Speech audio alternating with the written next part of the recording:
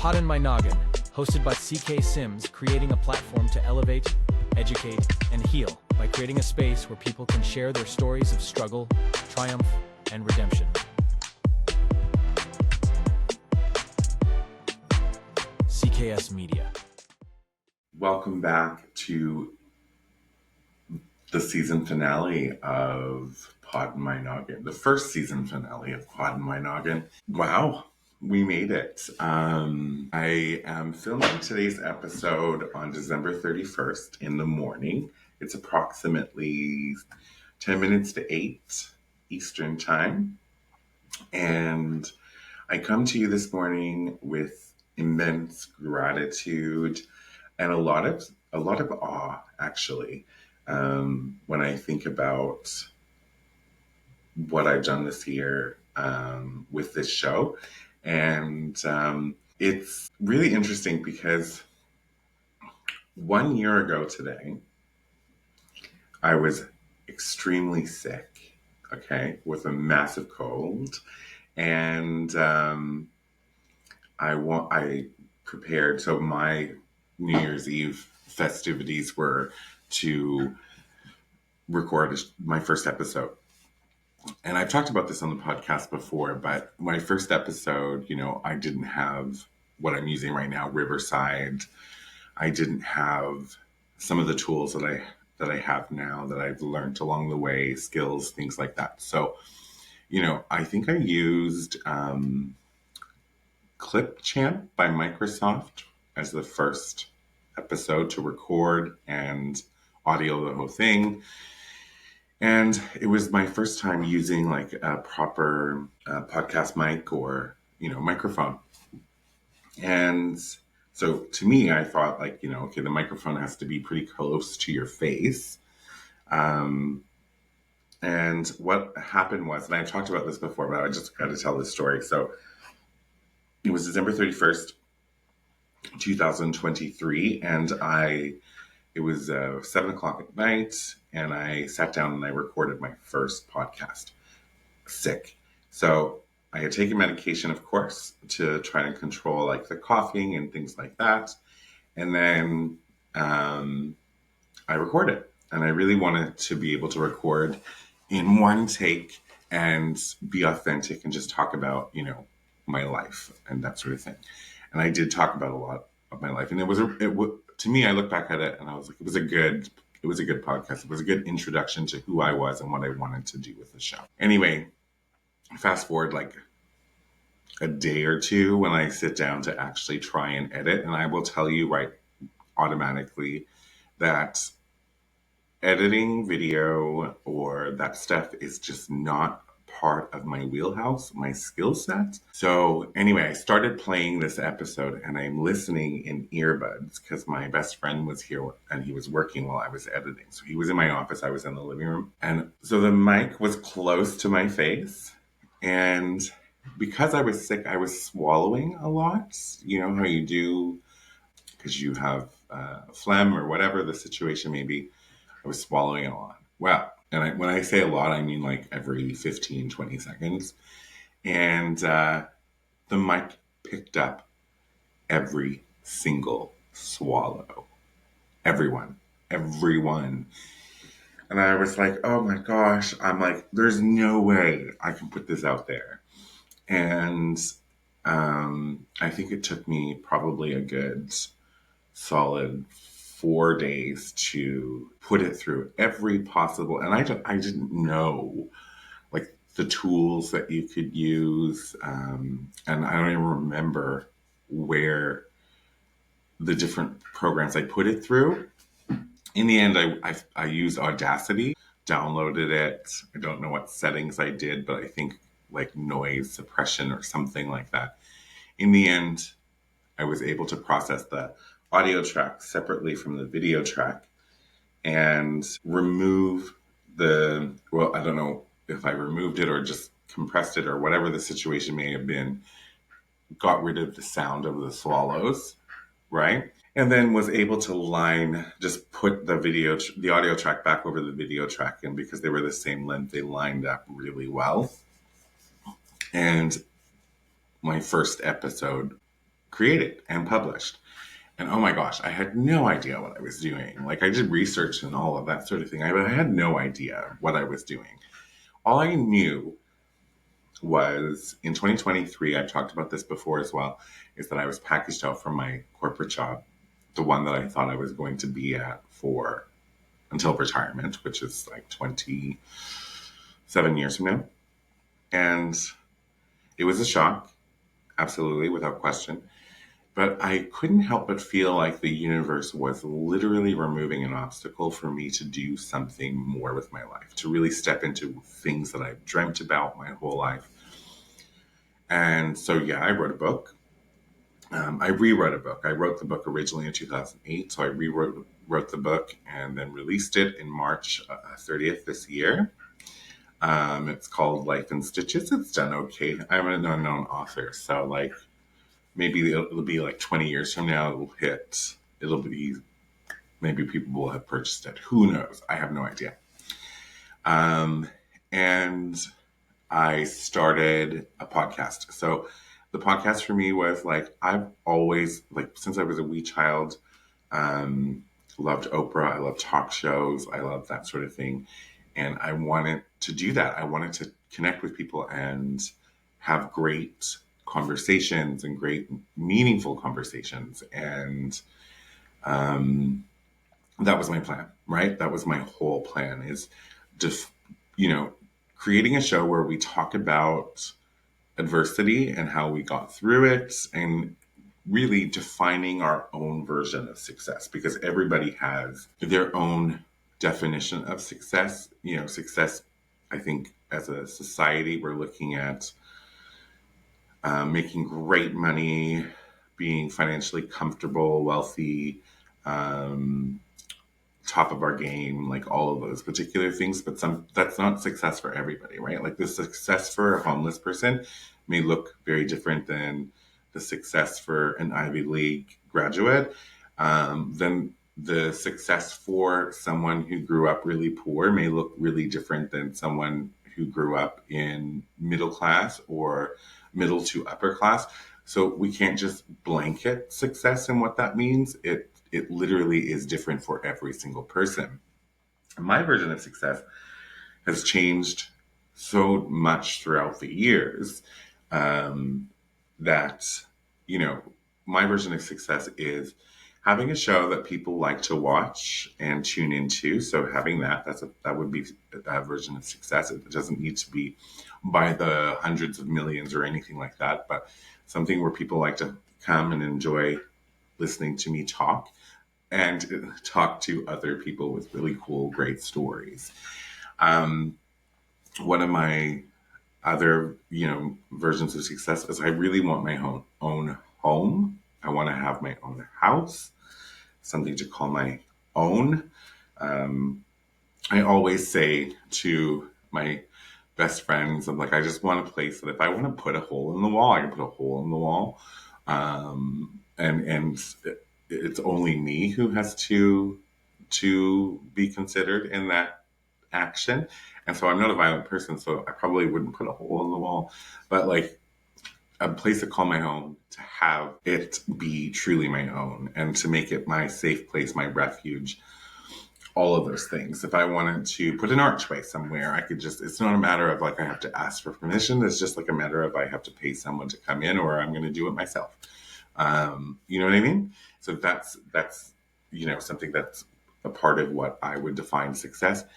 And for me, financially, yes, I want to be comfortable and well off, but I want to be, it's not necessarily about being filthy rich or super wealthy or anything like that. It's just about being able to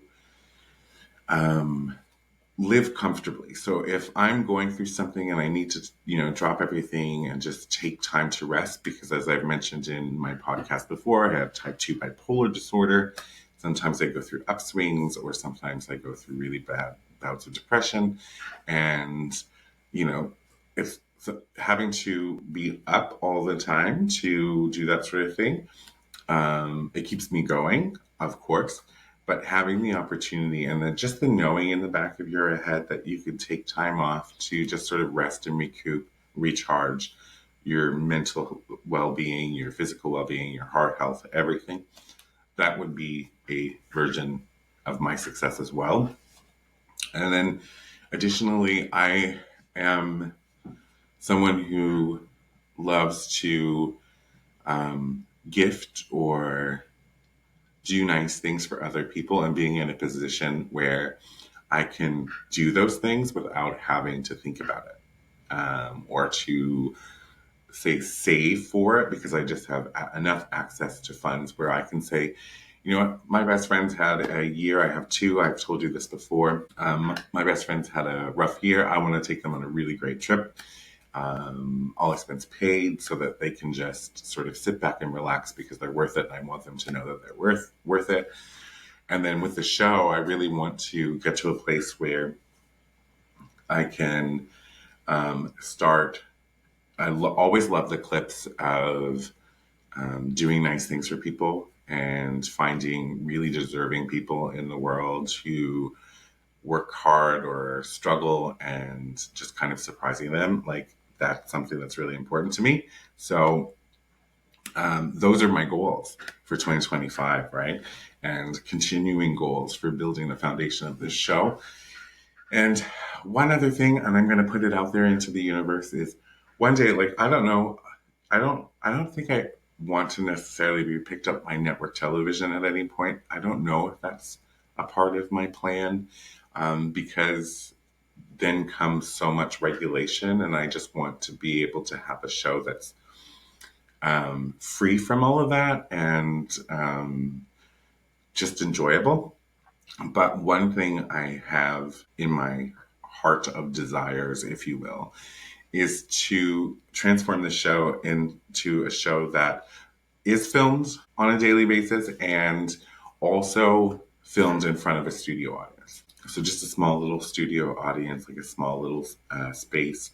There's maybe like 50 people that come in, and they sit down, and we have a little show, and we have our guests and things like that. And eventually transitioning into being able to have in-person interviews. But all of these things take time, and they take growth and planning and strategy and all of that stuff. So not yet, but it's coming. One day I know for sure it's going to come. And we're looking back again at 2023 when I recorded that first episode. And I remember being, like I said, packaged out and thinking to myself that this could be the universe removing an obstacle. And I've always been so afraid to put myself out there, like terribly afraid, low self-esteem, lots of insecurities, all of that sort of thing. And 2023 and then 2024 specifically was about me stepping out from behind fear. And I've called it out before. It was never about the fear's no longer there, because the fear was there. Fear's a little bit there still, but it's about being afraid but doing it anyway, right? We could flop, we could fail, we may not get that many views or that many like subscriptions, if you will. It wasn't about that. And so like today, this marks 1 year exactly of, you know, the beginning of Poddin My Noggin, and me hosting this podcast and this show. And to me, it's momentous for me because, like, I didn't reach a ton of people this year. I didn't have, you know, a million subscribers follow me on YouTube. I haven't had that many streams on Spotify. Someone could look at my stats and my numbers and say, well, okay, you did all this and you got nothing. And so on paper, maybe I got nothing. But for me, I got everything. It's defining your version of success. Would I have loved to have made, say, 1 million subscribers and 1 million people watching me within the first year? Absolutely. That would have been so cool, right? But I have had a very transformative year as a human being. So I absolutely started this year absolutely hating, cringing anytime I heard my own voice. Okay. On recorded voice, if you will. And I always have this jarring moment where it's like, oh my gosh, I'm so gay. I sound so gay. And it took a lot, but over the course of the year, editing myself, hearing my voice back, it's like, okay, yeah, you know what? No denial. You sound gay without question. What's wrong with that? That's who you are. It's not like you change your voice. Yeah, I can change my voice if I want to talk like this. Yeah, we can totally do a show the whole way where I'm just sort of that would be faking it, right? This is just my natural voice, and it sounds super gay, and I embrace it. But it was a struggle for me in the beginning of this year to hear myself play back, and that's growth, right? I think accepting who you are and where you're at is really paramount in growth. Knowing that who you are, like if you change who you are to achieve something, I mean, and okay, let me back up for a second. There's change because growth is change, right? When we grow, we actually change. But if you look at something in yourself and you pretend to be something that you're not to try and achieve your goals, you're never going to find satisfaction. You're never going to find fulfillment in that. It's going to become work.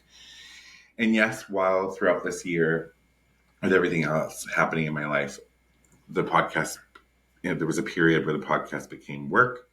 But not once did I think to myself, I don't have the numbers. I'm not doing this anymore.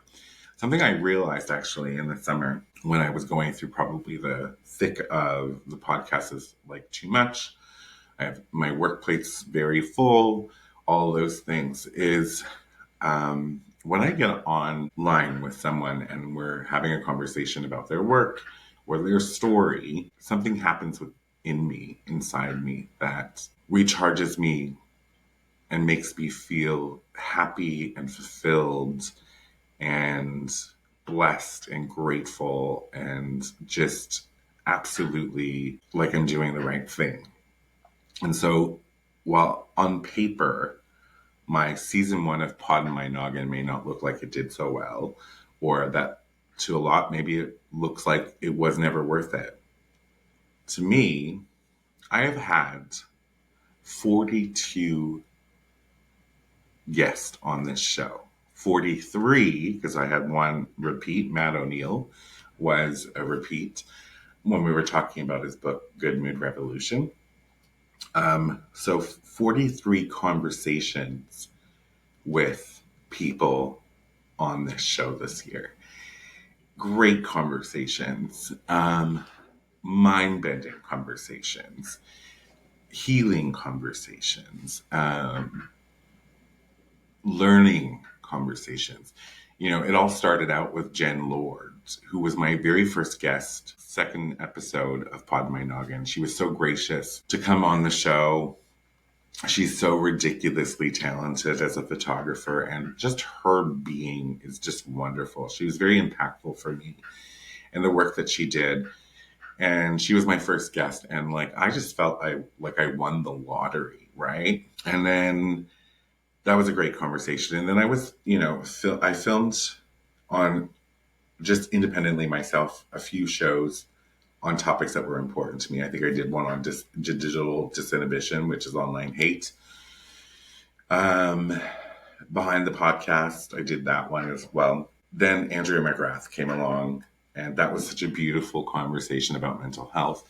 And she was able to turn her love for candles and mental health advocacy into a business idea where a percentage of her profits go to, it was the Trevor Project. I think it's still the Trevor Project, or it might have changed. I'm not sure, but it's to a great cause for mental health.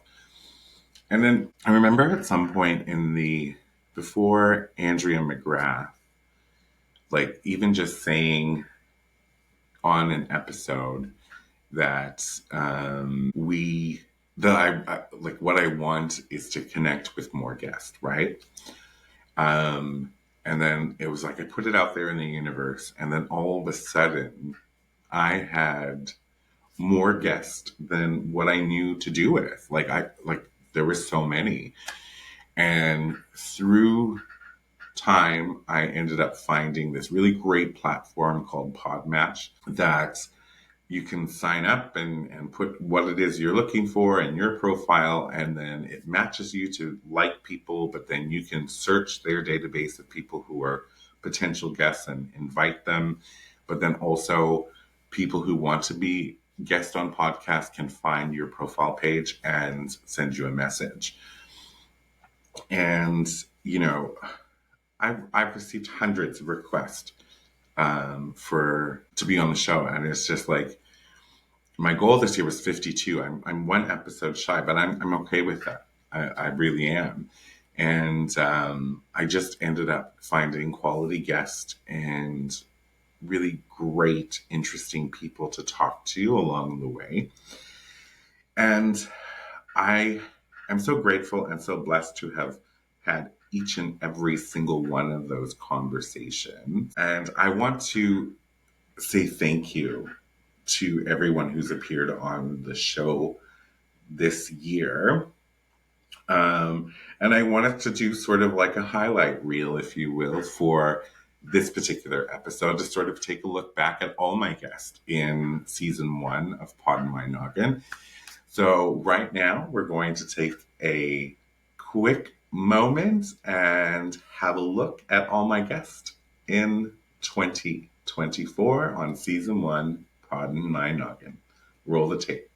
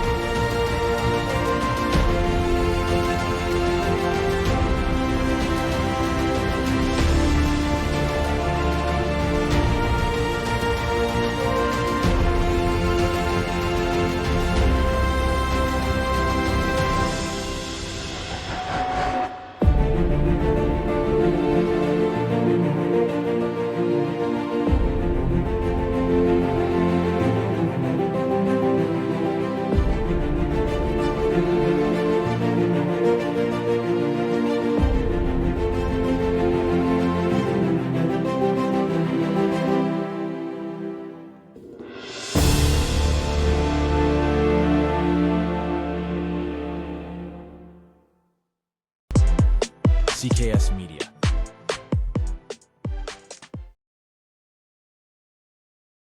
Welcome back. And oh, I love it. The gratitude and how my heart swells when I watch that. I have to give a shout out. So, in the beginning of the year, it was just me doing everything. I told you that I'm not a video editor. It's just not a part of my skill set. Like I can make do, but I'm not great at it. Um, and one of the blessings that I did find along the way was Riverside. I was looking for Jen Lord, actually, so it was pretty much in the beginning of the journey. I was having my first guest and I started to panic. I was like, well, what am I going to use to record? And I looked at Teams and I looked at Zoom and like there was Skype and there was so many different things. And I kept seeing this Riverside.fm thing populate. And I think it was maybe the .fm part that was the initial sort of barrier to me. Plus, I had never heard of it before. And yeah, I kept seeing it, but I never clicked on it. Anyway, long story short, I finally was just like, okay, what is this Riverside.fm? And I clicked on it and looked around and all of that sort of thing. I'm like, okay, well, I don't know if this works. I've never used it before. But I signed up. I signed up to give it a try. I think that I'm not sure if I remember this or not, but I feel like they had a trial. Like you could try it for so many days before you had to purchase. And I think that is what I did. And so Riverside.fm makes made this real like way easier. If I didn't have it, like I don't know if I would have been able to handle all of the work in editing because there is a lot of work when it comes to that sort of thing. Riverside.fm makes it super easy to, and not super easy. You still have to know certain things and all of that stuff, but they just make it. They're designed for podcasters. That's what they're designed for, and they make it. They give you a studio, if you will, where you can have a link that you can send to your guest so that, you know, when it's time to film, they can pop in and then it shows them waiting in the lobby and you can add them and you can connect and say, hey, you know, this is how this show is going to go. Have you used Riverside before? This is how this works. This is how that works, yada, yada, yada. And then you can hit record and it does a countdown of 5. And then during that recording process, you get to see your upload because it's uploaded in tracks, 2 files. So the guest file and your own file. And you can see as you're going through how much of that has been uploaded. And it was a game changer for me because you can also edit by transcripts. So like something I learned early on is if I wanted to edit, right, all I had to do was, especially when I got my commercials made and all of that sort of thing to put in the middle, was go and stop talking. So it's funny. I just did it when I sent you to watch that video of my guest this year. Was literally all I have to do is say, okay, roll the tape, or we're going to go to break and we'll be right back, and then pause. Like just stop, no voice, no sound for like 6 seconds. And what happens there is on the other end, when you're editing it, they have a feature where you can remove all pauses greater than what you set. So anything like say you want to keep the pace pretty steady, you can say remove all pauses greater than 1 second, or if you really want it super fast, you can bring it down like to I think it's like zero point 0.5 seconds. All pauses greater than 0.5 seconds.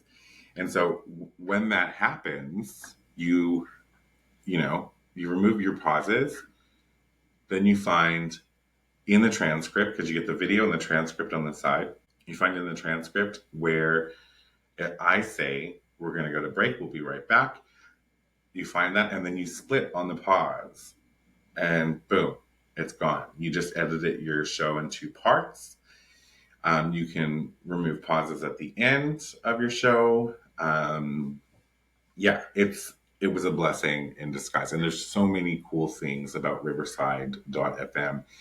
If you are wanting to start a podcast, or even if you have one and you are struggling to edit or make things work, check out Riverside SM, best investment of my life. They're not even that expensive, considering all of the cool tools that they have.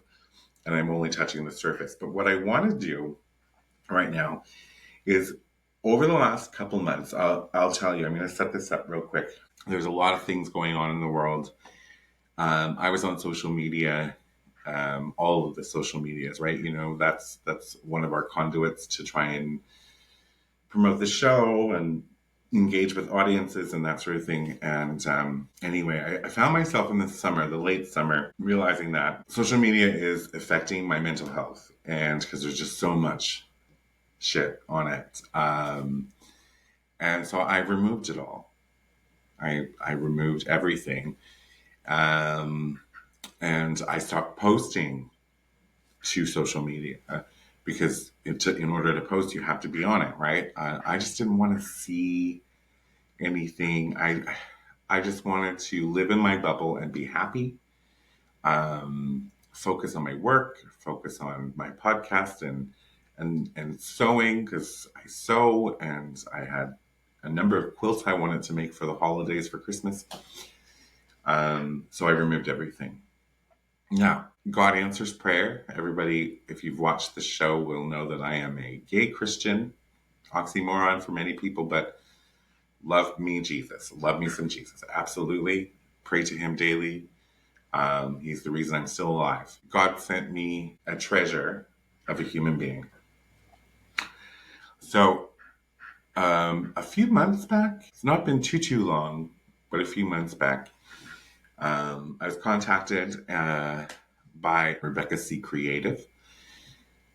Loved the show, wanted to help. And I was like, what? Okay, help how? And they wanted to help with production and social media management, the two areas that I needed the most help. Literally, the two areas I needed the most help.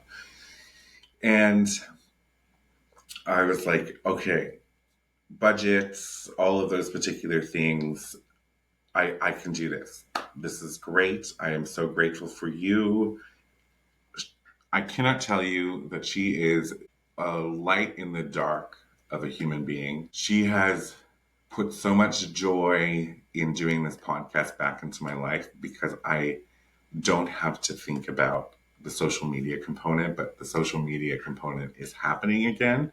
And it's, you know, I was told that I just had my first clip that went over 10K, and it was a collaborative clip with Anna Priz.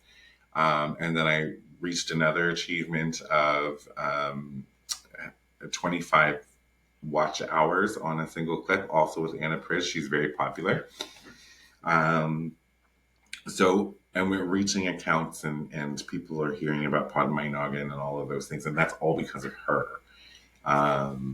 She's incredibly smart, incredibly talented, incredibly kind, and honestly, like a lifesaver. And I don't know if she'll ever know how much and how impactful her coming on board and helping me out has truly been.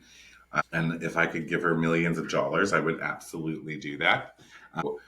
One day I will hopefully be able to have her 100% run everything design and production wise for my business, with like a wonderful salary to boot. So here we are.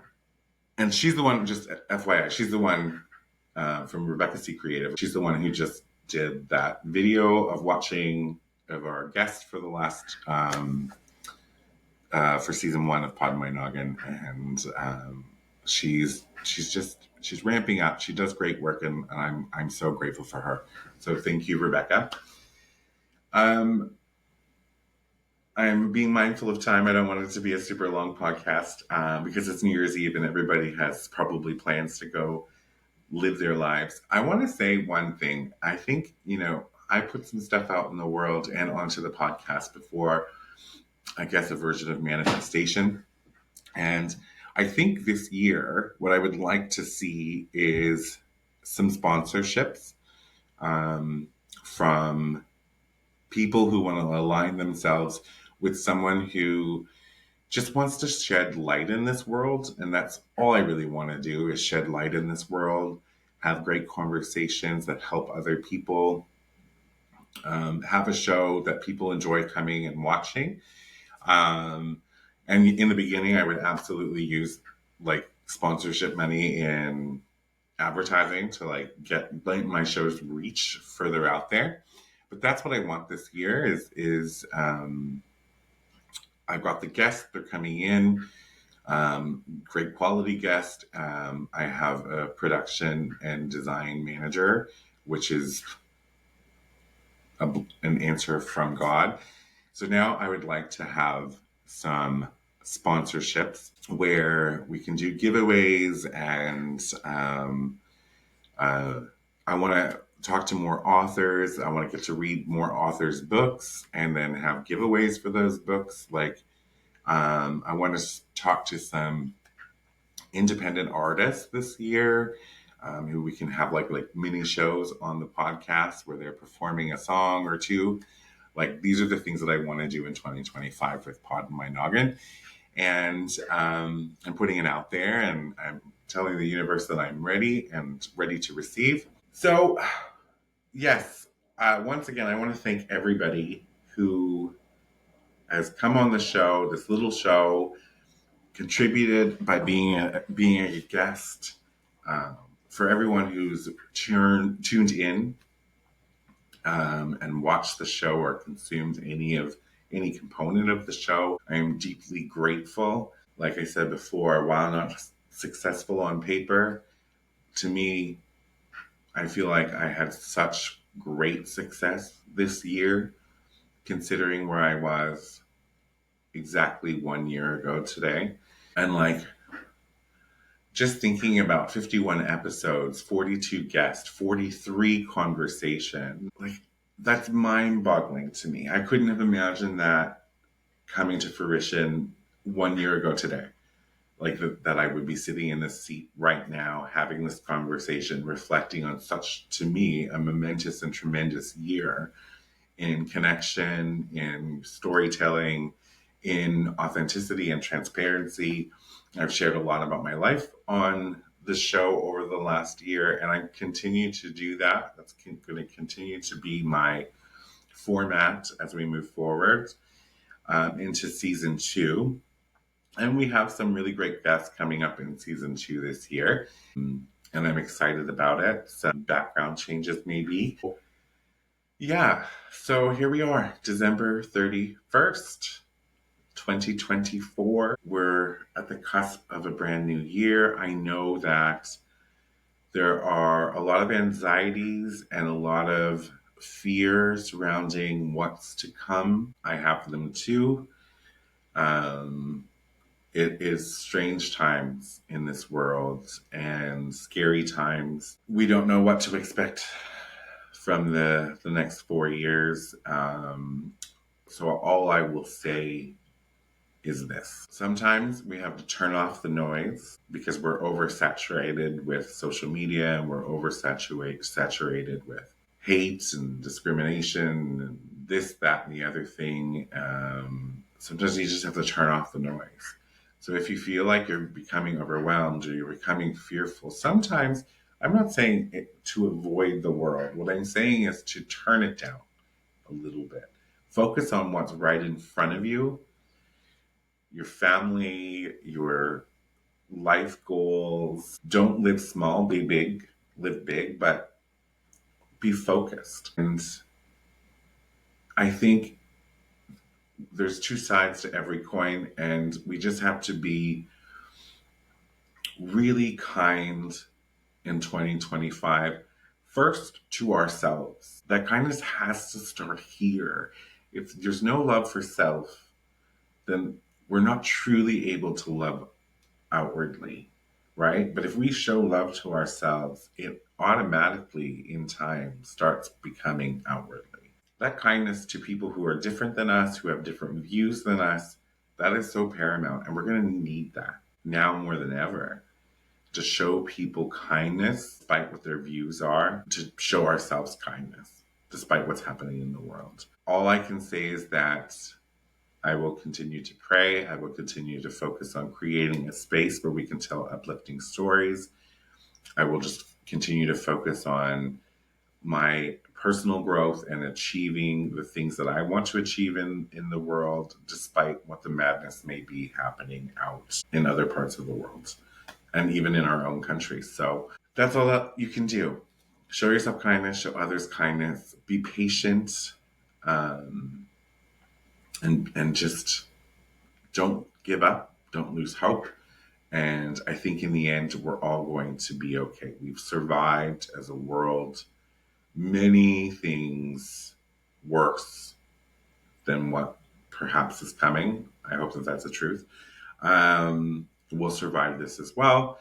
And on the other side of the coin, in the exact same breath, we can go and say, it might not even be that bad, right? We don't know. It's just speculation. It's just fear. It's just anxiety. Things are happening and you're like, holy crap, like what's going to come of all of this? But at the end of the day, we really don't know.